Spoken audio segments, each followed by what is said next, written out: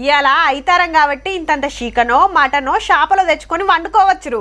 శ్రావణంలో చాలా మంది తినరు, అది ఏరే ముచ్చటనుకోర్రి.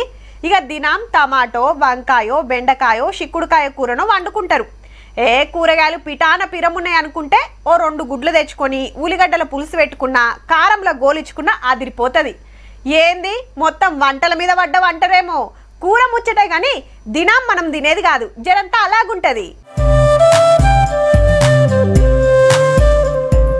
చూస్తంటే క్యాబేజీ కూర లెక్కనే కొడుతుంది కదా, కానీ వండేది ఎదురుగడ్డల కూర. హౌ ఆదిలాబాద్ తిర్యాని అడవుల్లా ఆదివాసులు చాలా ఇష్టంగా తింటారు. అట్లాని ఎప్పుడు పడితే అప్పుడు దొరకదుల్లో.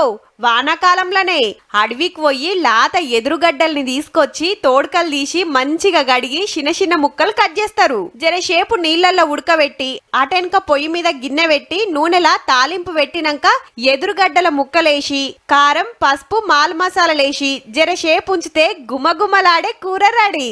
ఇక అన్నం లేసుకొని తింటే ఉంటది కదా నా సామి రంగా. ఏం మటన్ సుతా అక్కెర్రాదు అంటుర్రు ఆదివాసీలు. ఇట్లా అండి మా కూర మంచిగా అవుతుందని తింటున్నాం సార్. సంవత్సరానికి ఒక్కసారి తింటారు, ఆచారం తప్పినట్టే. ఆనాకాలంలో పొలాల అమాస ముంగట్నే తింటారట, ఎండాకాలంలో ముదురుతాయి కాబట్టి కూర వండుకుంటానికి అక్కెర్రాదు. వెనకటికెళ్ళి ఏడాదికి ఒక్క పారన్న వండుకుంటారట. మంచిగా ఉంటుంది సార్, బలంగా ఉంటుందనే తింటున్నాం మేము.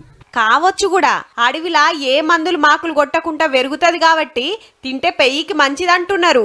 మళ్ళా మాల్ మసాలాలు సుతా వాళ్ళే తయారు చేసుకుంటారు. కల్తీ అన్న ముచ్చటే ఉండదు. కాయిషుంటే ఇప్పుడే సైజుడుర్రి, లేదంటే మళ్ళా ఆనకాలం వచ్చేదాకా ఆగాలే మరి.